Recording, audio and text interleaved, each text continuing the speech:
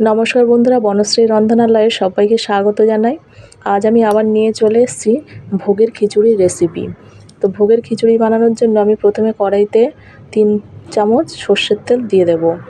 তেলটা গরম হয়ে গেলে এর মধ্যে আমি আগের থেকে 300 গ্রাম মুগ ডাল ধুয়ে রেখেছিলাম, সেই ডালটা দিয়ে ভেজে নেব। আর আমি এই খিচুড়িটা বানানোর জন্য 600 গ্রাম গোবিন্দভোগ চাল, 300 গ্রাম মুগ ডাল আর 300 গ্রাম ছোলার ডাল ব্যবহার করছি। ডাল আর চালের পরিমাপটা আমার এটা। আর আমি এতে জল ব্যবহার করব 2 লিটার মতো। তো এবার ডালটা আমি ভালো করে ভেজে নেব। ডালটা পুড়তে দেব না, ডালের কালারটা হালকা চেঞ্জ করব, বেশি পোড়াবো না আর কাঁচাও থাকবে না, এরকমভাবে ডালটা ভেজে নেব। এই যে ডালটা আমার প্রায় ভাজা হয়ে গেছে, এরকমভাবে ভেজে নিতে হবে। আর এদিকে আমি হাঁড়ির মধ্যে জল গরম করতে দিয়েছিলাম, জল গরম হয়ে গেছে। আমি এখন এর মধ্যে এই ভাজা ডালটা দিয়ে দেব। আর ডালটা আগের থেকে আমি জলের মধ্যে দিচ্ছি, কারণ মুগ ডাল সিদ্ধ হতে একটু টাইম লাগে, তাই ডালটা আগের থেকে সিদ্ধ করব, তারপরে আমি চাল এর মধ্যে অ্যাড করব। তো এখন আমি ডালটা জলের সঙ্গে ভালো করে মিশিয়ে আবারও ঢাকনা বন্ধ করে দিলাম। এটা এদিকে ফুটতে থাকুক। আর এদিকে আমি কড়াইতে আবারও 4 চামচ সর্ষের তেল দিয়ে দিলাম। এখন আমি খিচুড়ির মশলাটা বানাবো, সেই জন্য এই তেলটা দিলাম। আর তেলের মধ্যে 2টো তেজপাতা আর 4টে শুকনো লঙ্কা দিয়ে দিলাম। আর দিয়ে দিলাম 1 চামচ জিরে, গোটা জিরে দিয়ে আমি ফোড়নটা একটু নাড়িয়ে নেব। এবার এর মধ্যে আমি 2 চামচ আদা বাটা দিয়ে দিলাম। আদাটা আমি নাড়িয়ে কাঁচা গন্ধটা কাটিয়ে নেব। এই যে আদার কাঁচা গন্ধটা আমার কেটে গেছে, আদাটা একটু লাল লাল হয়ে গেছে। এখন আমি এর মধ্যে 2টো বড় সাইজের টমেটো কেটে রেখেছিলাম টুকরো করে, সেটা দিয়ে দেব। টমেটোটা আমি একটু বড় বড় টুকরো করেই কেটেছিলাম, তো খুন্তির সাহায্যে এটা একটু গলিয়ে নিতে হবে। এখন আমি এর মধ্যে দিয়ে দেবো 1 চামচ হলুদ গুঁড়ো, 1 চামচ লঙ্কার গুঁড়ো, স্বাদ অনুযায়ী নুন আর সামান্য একটু চিনি, ওই 1/2 চামচ মতো চিনি, কারণ চিনিটা আমি কালারের জন্য দেব। দিয়ে আমি এগুলো একসঙ্গে ভালো করে মিশিয়ে নেব। আর এই মশলাটা যাতে পুড়ে না যায়, তার জন্য আমি এর মধ্যে সামান্য জল ব্যবহার করব, একদম অল্প পরিমাণের জল। মশলাটা যাতে না পুড়ে, সেই কারণেই আমি জলটা ব্যবহার করব। এবার আমি এই মশলাটা ভালো করে কষিয়ে নেব।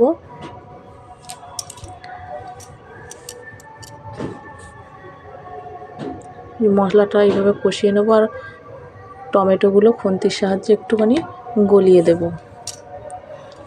যে মশলা থেকে আমার এখন তেল ছাড়তে শুরু করেছে। এইভাবে মশলাটা আমি কষিয়ে নিচ্ছি। মশলাটা আমার প্রায় কষানো হয়ে গেছে। এখন আমি এর মধ্যে আগের থেকে 300 গ্রাম গোবিন্দভোগ চাল ধুয়ে রেখেছিলাম, সেটা দিয়ে দেব। দিয়ে এই মশলার সঙ্গে ভালো করে মিশিয়ে নেব। আর আমার চ্যানেলে যদি আপনারা কেউ নতুন হয়ে থাকেন, চ্যানেলটা অবশ্যই সাবস্ক্রাইব করে রাখবেন আর পাশে থাকা বেল আইকনটি প্রেস করে দেবেন, যাতে আমার চ্যানেলের রান্না সবার আগে আপনাদের কাছে পৌঁছে যায়। আর অবশ্যই একটা লাইক, শেয়ার, কমেন্ট করে দেবেন। রেসিপিটা যদি ভালো লাগে একটা লাইক করে দেবেন আর কমেন্ট করে জানাবেন কেমন লাগলো। তো আমি চালটা এখন মশলার সঙ্গে ভালোভাবে মিশিয়ে নিচ্ছি। চালটা আমার ভালোভাবে মেশানো হয়ে গেছে। এখন আমি আগের থেকে ছোলার ডাল 300 গ্রাম সিদ্ধ করে রেখেছিলাম, সেটা এখন এই চালের মধ্যে দিয়ে দেবো। ছোলার ডালটা কাঁচা ছিল, তাই এই চালের মধ্যে দিয়ে ভালোভাবে একটু ভাজা ভাজা করে নেব। আর চালটা ভাজা হয়েছে বুঝবো যখন চালটা এক জায়গায় জড়ো করে রাখবো, একটুখানি ঝরে ঝরে পড়বে, তখন বুঝবো যে চালটা ভাজা ভাজা হয়ে গেছে। তো এইভাবে আমি ছোলার ডাল, চাল সব একসঙ্গে মশলার সঙ্গে ভালোভাবে মিশিয়ে নিচ্ছি। আপনারা চাইলে এই খিচুড়ির মধ্যে সবজিও ব্যবহার করতে পারেন। আমি এখানে শুধু চাল ডাল দিয়ে খিচুড়িটা বানিয়েছি। এর মধ্যে সবজি, শীতকালের সবজি, বিনস, গাজর, আলু, ফুলকপি, কড়াইশুঁটি এগুলো ব্যবহার করা যেতে পারে। আমি সেই রেসিপিটা এখন করলাম না, আমি শুধু চাল ডাল দিয়ে এই রেসিপিটা বানাচ্ছি। আর এদিকে আমার ডালটাও ফুটে গেছে আর হাফ সিদ্ধ হয়ে গেছে। এখন আমি এই চাল আর ছোলার ডালের মিশ্রণটা এই হাঁড়ির মধ্যে দিয়ে দেব। এই আমার সম্পূর্ণ মিশ্রণটা দেওয়া হয়ে গেছে। এখন আমি এই মিশ্রণটা জলের সঙ্গে ভালো করে চাল ডাল জল সব একসঙ্গে একটু নাড়িয়ে দেব।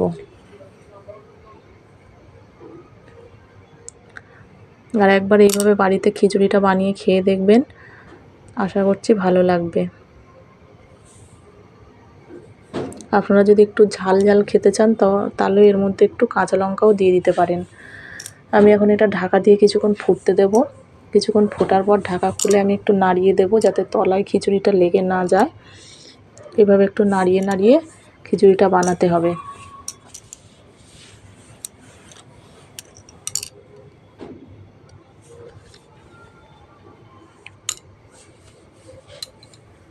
খিচুড়িটার কালারটা চেঞ্জ হয়ে গেছে, খিচুড়িটা প্রায় হয়ে এসছে।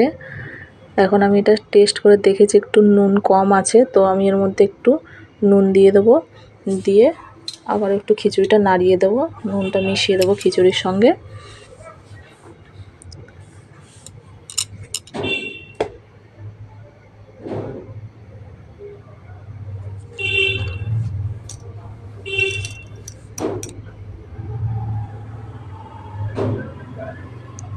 এইভাবে খিচুড়িটা আমি বানিয়ে নেব। একটু নাড়াতে হবে তলায় যাতে লেগে না যায়। এখন আমার খিচুড়িটা প্রায় কমপ্লিট হয়ে এসছে। তো আমি এর মধ্যে এখন দিয়ে দেব 3 চামচ ঘি। খিচুড়িতে ঘি আর গরম মশলাটা খুব একটা ভালো ফ্লেভার নিয়ে আসে। তো আমি এর মধ্যে 3 চামচ ঘি দিয়ে দিচ্ছি। আর ঘিটা আমার মিষ্টির দোকান থেকে কেনা ঘি, সেই জন্য কালারটা একটু সাদা।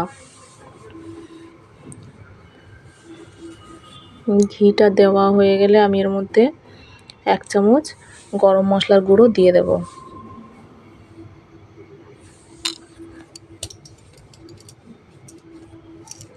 খিচুড়িটা আমরা তরকারি দিয়ে খেয়েছি বলে আর এর মধ্যে সবজিটা ব্যবহার করিনি।